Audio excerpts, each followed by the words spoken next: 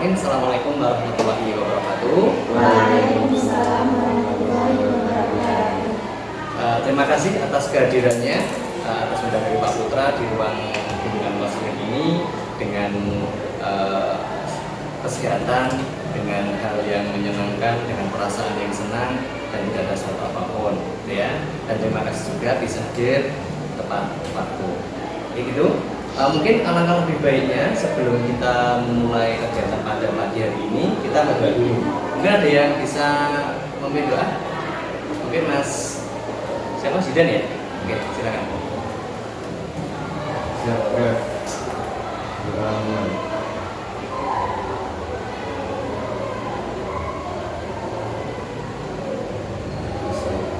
Oke, terima kasih Mas Zidan ya.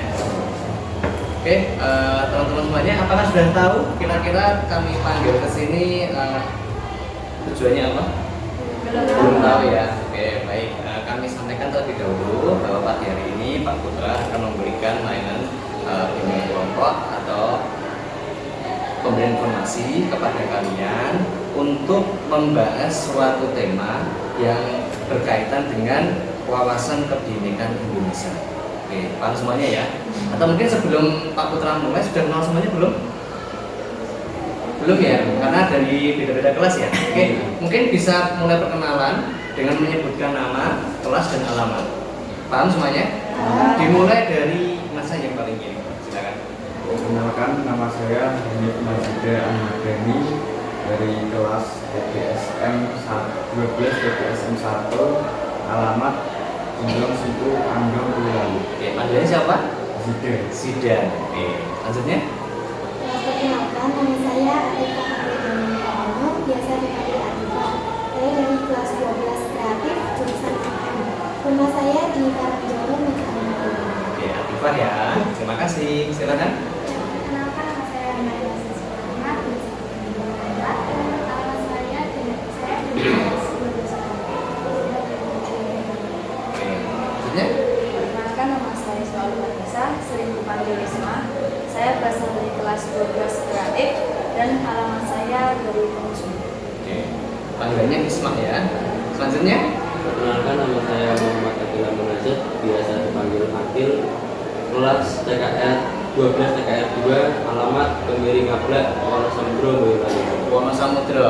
Jauh ya Mas ya? Jauh. Oke, panggilannya Akil. Akil aja, bukan Akil lah.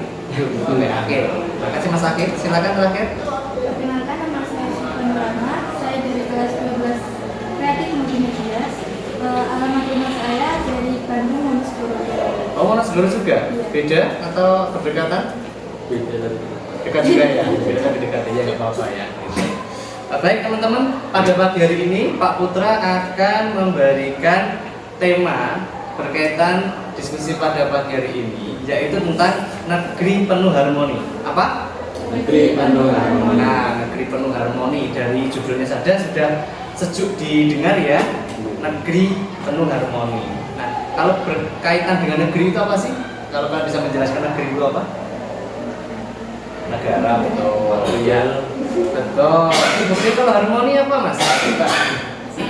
Kebersamaan, Kasih sayang. kasih sayang, harmoni, perkiraannya, persatuan, Persamaan. persamaan, harmoni, betul. Lagi saling melengkapi. saling melengkapi, Keberagaman. keberagaman, betul. Jadi negeri ini penuh dengan keberagaman, penuh dengan perbedaan, tapi harus beriringan saling melengkapi. Oke, di sini akan saya bacakan capaian layanan atau pencapaian tujuan pembelajaran pada pagi hari ini. Yang pertama yaitu memahami apa makna toleransi dan bagaimana cara mempraktekannya dalam kehidupan berbangsa dan bernegara. Kedua, mampu menganalisis penyebab kerentangan akan kebinekaan. Yang ketiga, memahami nilai-nilai dalam profil pelajar Pancasila dan cara mengaplikasikannya dalam kehidupan berbangsa dan bernegara. Nah, ini jadi ada 3 capaian pembelajaran yang harus kita dapatkan dalam proses kegiatan ini. Yang pertama tadi toleransi. Nah, kira-kira itu kalau ada kata toleransi, kita sering sekali mendengarkan kata toleransi. Tapi saya mau tanya, mau merefresh ataupun brainstorming apa sih yang dinamakan toleransi itu. Mungkin ada yang bisa memberikan pendapatnya. Mungkin saling menghargai satu sama lain. Menghargai satu sama lain, bagus. Apalagi Tidak membedakan sesama. tidak membedakan sesama. Apalagi Saling menghormati. saling menghormati, betul. Ada lagi? Saling menghargai. Saling menghargai, oke, nggak apa-apa. Ada lagi? Benar ya. Jadi untuk toleransi itu adalah keberagaman ataupun tidak membeda-bedakan. Oke, harus saling ada sifat toleran ataupun menghargai kepada semua orang dari sisi perbedaan itu. Gitu. Kemudian ini mampu menganalisis penyebab kerentanan. Adalah mungkin kalau kerentanan itu bisa diartikan juga dampaknya ataupun ada resiko terjadinya kebinekaan itu. Ya. Kemudian terakhir kita sebagai seorang pelajar harus bisa mengimplementasikan apa yang namanya kan profil pelajar Pancasila dan kita aplikasikan dalam kehidupan berbangsa dan bernegara. Itu bisa kalian aplikasikan di rumah kalian, lingkungan kalian, mungkin organisasi di luar kalian seperti Karang Taruna dan lain sebagainya. Paham ya? Kemudian sini ada mulai dari diri, Pak Putra akan bertanya, tolong ditanggapi dengan pendapat kalian, gitu ya. Nanti yang bisa angkat tangan baru menjawab. Yang pertama, apakah Anda berasal dari keluarga yang beragam? Jika iya, bagaimana keberagaman itu bisa bersatu dalam harmoni? Ada yang bisa menjawab? Oke, silakan. Terima kasih ya. Keluarga saya ayah dan ibu dari Sunda dan Jawa. Oke, yang sudah siapa? Sunda dan Bapak. Bapak. Oke, Ibu. Cara menentukannya mereka saling menghargai perbedaan masing-masing budaya, cara mereka buat menentukan budaya yang akan digunakan pernikahan itu mereka saling bersama dan saling menghargai. Oke, nomor beri tangan kepada Mbak Siva ya. Oh, Naila. Oke, benar ya. Jadi dalam pernikahan tadi sudah ditentukan mau pakai adat yang mana ataupun budaya yang mana sehingga pernikahan itu menghasilkan Mbak. Nah, ya enggak maksudnya tapi menghasilkan keharmonian di dalam rumah tangga, betul. Kedua, atau mungkin ada lagi yang bisa menjawab? Mungkin saya.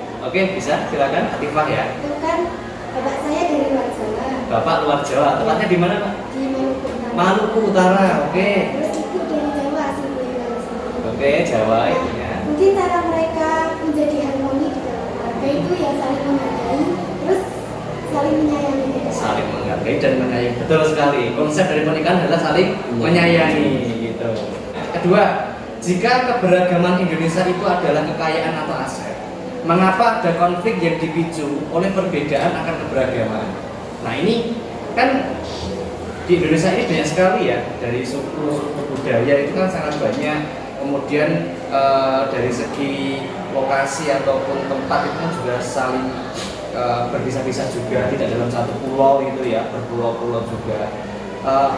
Itu merupakan sebuah aset atau kebanggaan dari Indonesia. Tapi kenapa ada konflik yang dipicu karena perbedaan tersebut? Ada yang bisa jawab? Kenapa ada konflik? Pak, mungkin Pak. itu mereka terlalu fanatik terhadap sesuatu, jadinya terfokuskan hanya ke satu titik gitu. Jadinya terlalu fanatik.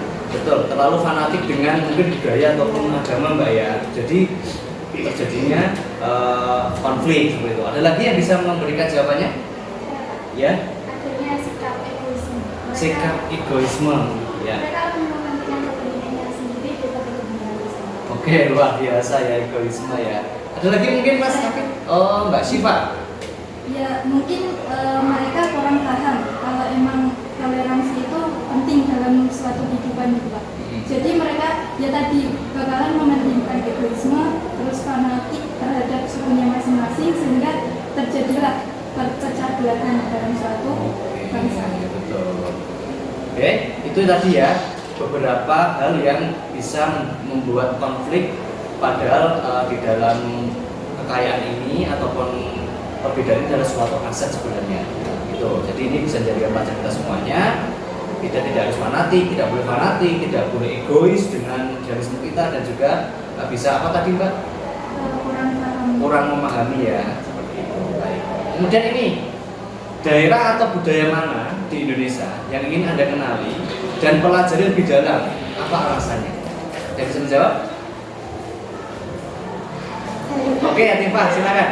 Kalau saya itu tertariknya di negara Aceh. Negara?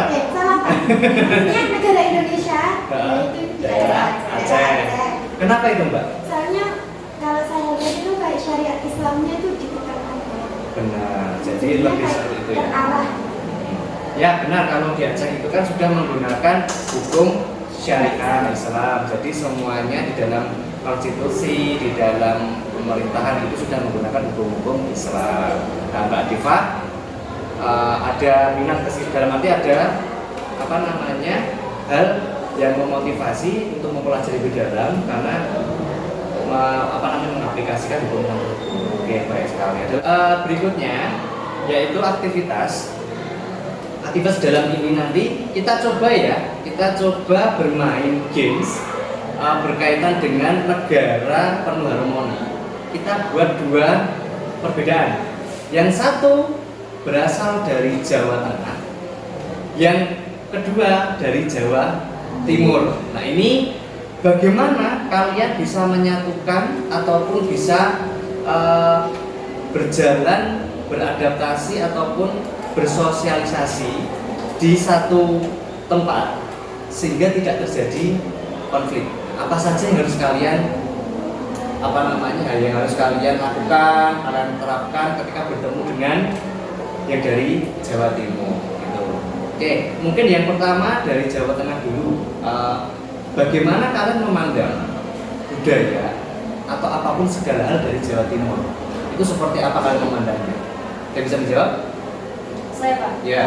Kalau dari segi daerah ya Pak. Ya. Kalau untuk Jawa Timur itu lebih ke bahasanya itu lebih ke tinggi gitu loh Pak. Meninggi ya. Tinggi gitu, Pak. Jadi kan berbeda dengan Jawa Tengah yang bahasanya yang kayak lembut, halus. Gitu. Oke, benar ya. Jadi kalau Jawa Timur itu bahasanya tinggi, kata-kata yang digunakan itu kalau mereka, mohon maaf ya, kalau ada yang ngetren itu kan dancuk itu ya. Itu kan kalau di Jawa Tengah, itu suatu umpatan kasar. Tapi kalau di Jawa Timur itu suatu yang biasa dan digunakan di dalam. Iya, seperti itu. Itu bahasa itu. Kemudian saya mau kemudian kalian memposisikan kalian adalah orang Jawa Timur. Bagaimana gambaran orang Jawa Tengah?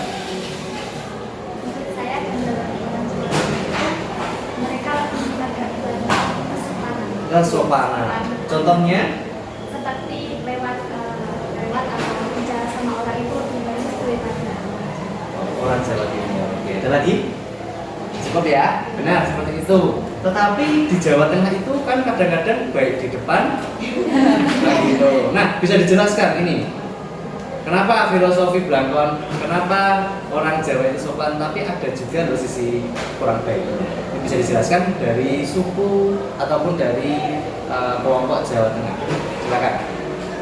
Ya mungkin orang itu mempunyai pribadi yang sendiri-sendiri Pak. Mungkin di depan orang tuanya dia baik, di belakang ya biasanya sama teman-temannya Rasanya Mas ya. mungkin Pak sama aja. Iya, ngerasani gitu ya. Kadang-kadang kayak gibah gitu. Iya. Kemudian kalau yang di Jawa Barat itu kan orangnya lebih kepada tegas. Dalam arti kalau Jawa Tengah itu kan masih banyak pekewuk. Iya. Kalau di Jawa Timur itu tidak ya. ya. Nah, itu bisa dijelaskan untuk budaya Jawa Timur itu bagaimana?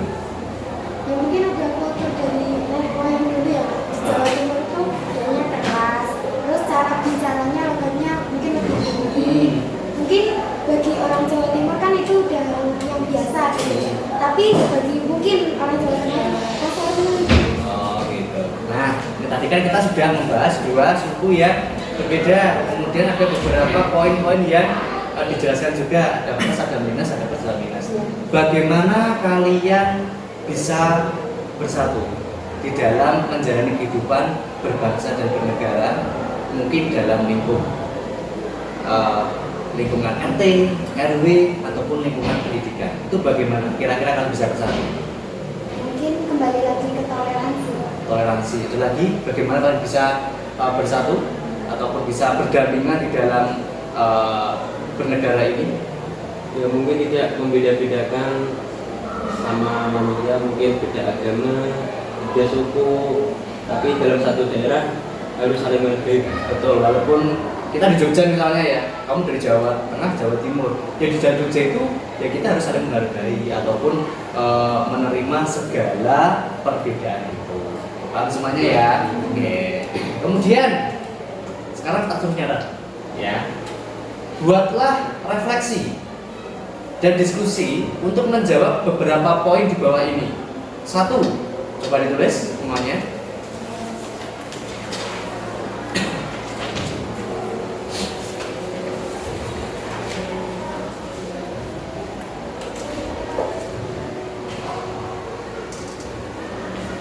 Mengapa beberapa suku sulit mencapai tujuannya? Mengapa beberapa suku sulit mencapai tujuannya? Oke. Kedua, apa saja yang menjadi kendala untuk mencapai tujuan?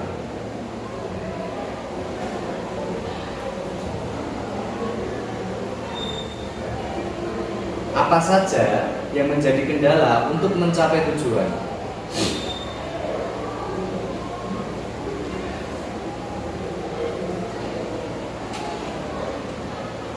Ketiga, agar mudah mencapai tujuan, aturan manakah? Agar mudah mencapai tujuan, aturan manakah yang harus dirubah atau dihilangkan?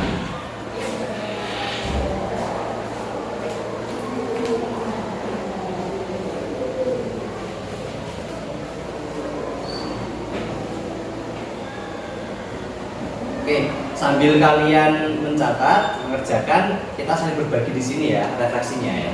Sekali jawab. Oke, yang pertama, yang bisa jawab angkat tangan ya. Mengapa beberapa suku sulit mencapai tujuannya? Kenapa suku itu kok sulit mencapai tujuan negara yang harmoni? Karena apa? Oke. Karena kita mereka kurang mentoleransi, sama mereka Oke, begitu ya, bisa didiskusikan bersama ya. Kedua, apa saja yang menjadi kendala untuk mencapai tujuan? Oke, lainnya yang bisa menjawab. Kendalanya apa kira-kira? Kalau tujuan itu nggak bisa tersampaikan ataupun tidak dipenuhi untuk menjadi negeri yang penuh harmoni. Mungkin belum bisa menerima keputusan satu sama lain, atau masih belum bisa menghargai keputusan orang lain. Keputusan ya, jadi misalnya ada beberapa keputusan ataupun di dalam bermasyarakat dia mempunyai adat seperti ini, kemudian diaplikasikan di beda wilayah, ada yang tidak bisa menerima. Harusnya kan mana? Yang terakhir, agar mudah mencapai tujuan, aturan manakah yang harus dirubah atau dihilangkan? Nah, aturan di dalam suku itu kira-kira apa saja yang harus dihilangkan? Mungkin menghilangkan kayak adanya suatu perbedaan antara suku satu sama suku yang lain. Jadi semisal udah nggak ada perbedaan, nanti kan bakalan tercapai tujuan apa saja yang akan mereka laksanakan. Oke, luar biasa ya. Terima kasih atas jawabannya. Sebagai diskusi, nanti kalian untuk diisikan di relasi tersebut. Paham ya? Kemudian saya akan membacakan materi yang pertama, konsep 1, yaitu konsep makna toleransi, intoleransi, dan radikalisme. Toleransi adalah sikap saling menghormati, saling menerima, saling menghargai di tengah keragaman budaya, kebebasan berekspresi, dan karakter manusia. Itu. Intoleransi, tindak kekerasan atas dasar diskriminasi terhadap suku, agama, ras, dan atau antar golongan.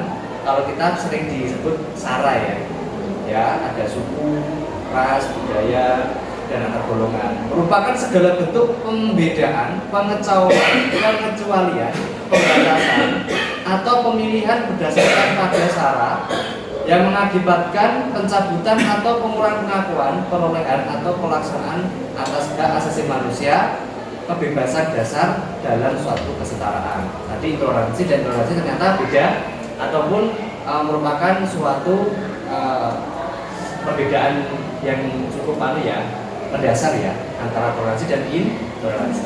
Kemudian radikalisme adalah sikap atau tindakan menentang salah satu dari 4 pilar kenegaraan, NKRI, Pancasila, Bhinneka Tunggal Ika, dan Undang-Undang 45.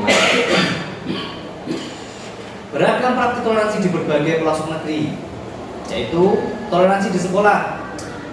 Siswa SMP Kristen Yahya Bandung melakukan kunjungan ke SMP Muhammadiyah 8 Bandung. SMP Kristen Yahya berkunjung kemana? SMP Muhammadiyah 8 Bandung. Sudah beda jelas ya, Yayasan Kristen dan Yayasan Islam. Program yang diberi nama Breaking Down the Walls itu bertujuan untuk membangun jembatan, pemahaman, dan meruntuhkan tembok prasangka. Kemudian ada toleransi di pesantren. Nah, untuk menumbuhkan sikap toleransi dan pemahaman terhadap budaya lain, dalam satu kamar ditempatkan para santri yang berasal dari berbagai daerah, baik Jawa, luar Jawa, dan maupun santri dari luar negeri. Kemudian toleransi di tingkat masyarakat. Toleransi antar umat beragama di Kabupaten Tambrau, Papua Barat menjadi contoh yang indah. Panitia yang bertugas pada perayaan Hari Besar umat Kristen adalah umat Islam, begitu pula sebaliknya. Contohnya ada Natal atau perayaan Kristen dan lain sebagainya. Karena berdampingan, beberapa panitia sebagian besar malah beragama Islam untuk membantu acara tersebut. Dan juga misalnya ada kalau di kita kayak takbiran dan sebagainya itu juga dibantu oleh agama non Muslim. Itu tantangan intoleransi meninggi. Nah, di sini Pak Putra akan memberikan berkaitan dengan tantangan intoleransi meninggi, yaitu berkaitan dengan seperti gunung es. Jadi ada seperti hoax, itu juga menjadi salah satu. Kemudian fanatisme juga menjadi salah satu penyebabnya. Dan kedua yaitu propaganda-propaganda yang dilakukan di media sosial ataupun di secara langsung. Ini harus kita hati-hati dalam menyikapinya. Kemudian ada solusinya, yaitu menjadi moderat. Moderat itu apa sih? Yaitu di tengah-tengah, tidak ekstrim kanan dan ekstrim kiri, tapi seimbang. Sikap moderat tidak hanya dalam beragama, tetapi juga dalam berbagai aspek kehidupan. Apa itu moderasi agama? Yaitu cara beragama jalan tengah sesuai pengertian moderasi tadi. Dengan moderasi beragama, seorang tidak ekstrim dan tidak berlebihan saat menjalankan ajaran agamanya. Orang yang mempraktekannya disebut moderat. Kemudian, samakan moderasi beragama dengan moderasi beragama? Tidak sama. Agama tidak perlu dimodernisasi karena agama itu sendiri telah mengajarkan prinsip moderasi, keadilan, dan keseimbangan. Jadi, bukan agamanya yang dimoderasi, tapi cara penganutnya ataupun umatnya dalam beragama. Seperti itu. Kemudian, kalian sudah dengar yang namanya profil pelajar Pancasila. Itu ada 6 aspek atau 6 indikator profil pelajar Pancasila. Yang pertama, beriman bertakwa kepada Tuhan Maha Esa dan berakhlak mulia. Kedua, mandiri. Ketiga, bernalar kritis. Keempat, kreatif. Dan 5, gotong royong. Yang keenam, berkebinekaan global. Nah, di dalam hal itu kalian harus bisa menghadirkan indikator itu kepada kalian menjadi suatu karakter yang kalian bawa di masyarakat. Tadi yang pertama, beriman bertakwa kepada Maha Esa. Itu kita harus punya kepribadian, tidak boleh tidak punya agama ya, harus punya agama. Kedua, harus mandiri kalian dalam segala bidang. Ketiga, bernalar kritis. Seperti ini kita kan bernalar kritis, mencoba kalian mengungkapkan suatu pendapat kalian. Yang keempat, kreatif. Kelasnya kalian kreatif ya, jadi mungkin program-programnya kalian juga kreatif. Bergotong royong, nah ini di dalam masuk tadi sehingga negeri penuh harmoni bisa kita capai. Seperti terakhir kebijakan. Oke, mungkin dari sini Pak Putra akan sedikit memberikan pertanyaan. Kalian harus bisa mengenal minimal dengan budaya batik. Di samping ini ada gambar batik. Oke, saya munculkan ya. Yang pertama, batik Parang seperti ini gambarnya. Batik Parang berasal dari mana? Ada yang tahu? Salah satu? Saya, Pak. Oke, dari mana? Kayaknya dari Solo Pak. Oke, batik Palak itu benar. Dari Solo atau dari Jogja? Yang kedua, ini ada batik Mega Mendung, gambarnya seperti awan. Berarti kalau bahasa Jawa itu mendung kan awan kan? Mendung tanpa udan.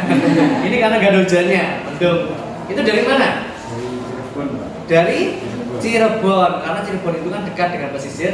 Mungkin filosofinya panas, jadi digambarkan dengan awan. Yang ketiga ada namanya. Itu teman-teman semuanya yang bisa saya sampaikan. Mungkin sebelum saya tutup, saya ingin ada beberapa siswa, 1 atau 2 siswa memberikan kesimpulan hasil dari diskusi kita hari ini berkaitan dengan wawasan kebinekaan Indonesia dengan topik negeri penuh harmoni. Silakan angkat tangan yang bisa berikan kesimpulan. Oke, satu ini, silakan kesimpulannya. Kesimpulannya menunjukkan menunjukkan harmoni dalam suatu negara, dalam suatu itu kita harus menghilangkan sikap-sikap yang merugikan bangsa, sikap-sikap yang merugikan negeri seperti egoisme, fanatik terhadap suatu suku, dan kita harus lebih menunjukkan sikap memahami toleransi dalam beragama, dalam suku, dalam budaya. Kita harus saling memahami, saling menghargai satu sama lain. Oke, betul. Kasih tepuk tangan untuk Mbak Lila ya. Kemudian sebagai profil pelajar Pancasila, ada bisa menyimpulkan sebagai pelajar kita dituju sebagai perannya sebagai pelajar dan bermasyarakat. Itu apa yang dapat disimpulkan dari diskusi ini? Oke, Atifah, silakan. Mungkin sikap kita sebagai pelajar kan, sekolah itu kan umum ya, dari mana saja, bisa dari mana saja. Nah itu mesti kayak ada pendatang dari Jawa, luar Jawa, bahkan luar negeri juga ada kan. Nah itu mungkin sikap kita lebih saling menghargai, menghormati perbedaan satu sama lainnya. Jadinya biar bisa bersama menyatukan pendidikan. Oke, terima kasih. Itu merupakan kesimpulan dari kalian berkaitan dengan wawasan kebinekaan Indonesia dengan negeri penuh harmoni itu bisa tercapai. Oke, terima kasih kepada semuanya. Kita sudah bisa melaksanakan hal ini. Kemudian apa yang saya sampaikan semoga bisa bermanfaat untuk kalian. Gitu ya. Oke, sebelum kita tutup, ada pesan-pesan kalian untuk kali ini. Silakan. Pesan-pesan mengikuti kegiatan di kelompok ini dengan tema yang kita tentukan tadi. Pesannya apa dan pesannya apa? Salah satu mungkin. Atau Mas Zidan, pesannya apa? Merasa apa dengan mendapatkan ini? Merasa senang. Apalagi?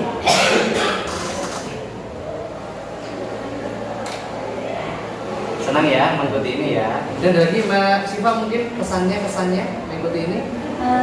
Ya kesan saya dapat mengikuti ini tadi Pak. Itu mungkin saya lebih paham antara toleransi itu tadi Pak. Oke. Terus pesan saya semoga dengan tadi kita mengikuti ini kita bisa mengaplikasikannya terhadap sesama. Jadi nggak ada yang katanya membeda-bedakan sesama. Oke, terima kasih semuanya ya, benar sekali, dan terima kasih atas apa yang kalian sampaikan. Semoga ini menjadi evaluasi kita dan menjadikan pertemuan ini bermanfaat sehingga kebaikan-kebaikan ini bisa kita keluarkan kepada yang lain. Mungkin itu dari Pak Putra. Pak Putra mengapresiasi apa yang telah kalian lakukan, dan Pak Putra juga berterima kasih atas kesediaan waktu kalian mengikuti ini, keterbukaan kalian, dan yang terakhir Pak Putra juga mohon maaf apabila dalam menyampaikan ini banyak kata-kata yang kurang berkenan di hati kalian semuanya. Jadi dimaafkan semuanya. Oke, begitu. Mungkin sebelum kita tutup kita berdoa lebih dahulu. Kita telah melaksanakan hubungan kelompok ini dengan baik, semoga dapat bermanfaat bagi kita semua. Amin. Mari kita tutup